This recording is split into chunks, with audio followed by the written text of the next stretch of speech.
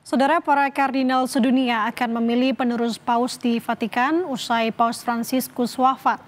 Pemilihan paus penerus digelar dalam pertemuan konklav yang dijadwalkan pada 7 Mei 2025. Lalu bagaimana proses pemilihan paus yang baru? Penerus Paus Fransiskus ditentukan dalam pertemuan para kardinal sedunia di Vatikan atau yang disebut dengan konklav. Konklav berasal dari kata konklav yang dalam bahasa Latin berarti ruangan yang bisa dikunci. Konklav digelar pada saat tahta suci paus kosong.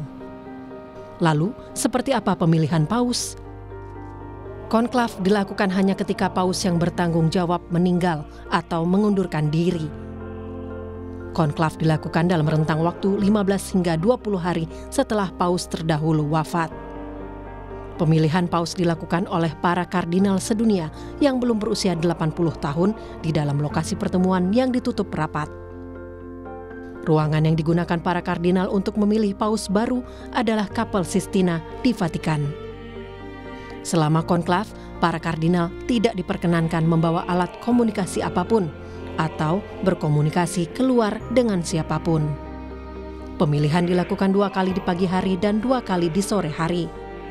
Hingga mendapat kandidat setidaknya 2/3 suara dari jumlah kardinal pemilih.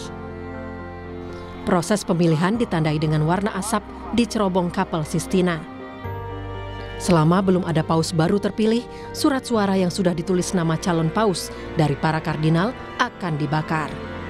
Dengan ditambahi bahan tertentu akan menghasilkan asap hitam atau abu-abu gelap di cerobong Kapel Sistina. Sebaliknya, asap putih yang dihasilkan dari bahan tertentu akan muncul di cerobong asap Kapel Sistina apabila ada paus baru terpilih. Selanjutnya, Ketua Dewan Kardinal akan menanyakan kesediaan calon paus baru. Jika setuju, maka paus terpilih diminta memilih nama paus. Paus baru akan mengenakan jubah paus dan dipakaikan cincin kegembalaan sebagai paus. Prosesi ini sebelum paus baru menampakkan diri di balkon Basilika Santo Petrus, Vatikan. Selanjutnya, sebelum paus baru memberikan berkat kepada umatnya, salah satu kardinal senior akan mengumumkan ke publik dengan mengatakan Habemus Papam atau kita punya paus baru. Habemus Papam. Saudara, mendiang Paus Fransiskus meninggalkan banyak warisan yang menjadi teladan tidak hanya bagi umat Katolik, tapi warga seluruh dunia. Paus selanjutnya pun akan dipilih lewat konklav yang secara tradisi dilakukan di Kapel Sistina. Lalu apa saja tugas dan penerus Paus Fransiskus?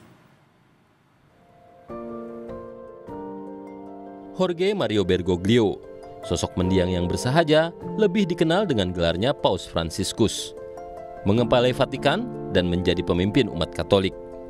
Sebagai pemimpin umat Katolik seluruh dunia, Paus Fransiskus meninggalkan banyak teladan, terutama kesederhanaannya. Wafatnya Paus Fransiskus menandai akan diselenggarakannya pemilihan paus baru yang melibatkan kardinal gereja Katolik di seluruh dunia. Pemilihan pemimpin baru bagi 1,3 miliar umat Katolik dunia itu akan dilakukan secara pemungutan suara dan dalam suasana doa. Paus adalah pemimpin tertinggi agama Katolik sedunia. Ia memiliki tugas yang luas, terutama yang berkaitan dengan agama Katolik. Tidak hanya pada tugas keagamaan, pemimpin 1,3 miliar umat Katolik sedunia itu juga memiliki sejumlah tugas lain. Yang pertama, Paus memimpin dan mengatur gereja. Paus adalah pemimpin tertinggi gereja Katolik di seluruh dunia. Yang kedua, Paus juga merupakan pengganti Rasul Petrus. Paus memiliki peran sebagai pemimpin tertinggi dan penjaga ajaran iman. Yang ketiga, Paus juga merupakan kepala negara kota Vatikan, negara terkecil di dunia. Paus juga dibantu Komisi Kepausan dalam menjalankan pemerintahan Vatikan. Lalu, Paus juga menjadi simbol persatuan dan identitas gereja Katolik.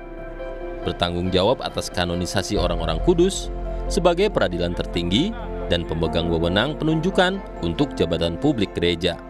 Paus adalah gelar yang digunakan pemimpin tertinggi gereja Katolik. Kata Paus berasal dari istilah Latin Papa dan bahasa Yunani Papas yang berarti seorang bapak atau ayah. Gelar ini sekaligus meneguhkan peran Paus sebagai ayah rohani bagi umat Katolik di seluruh dunia.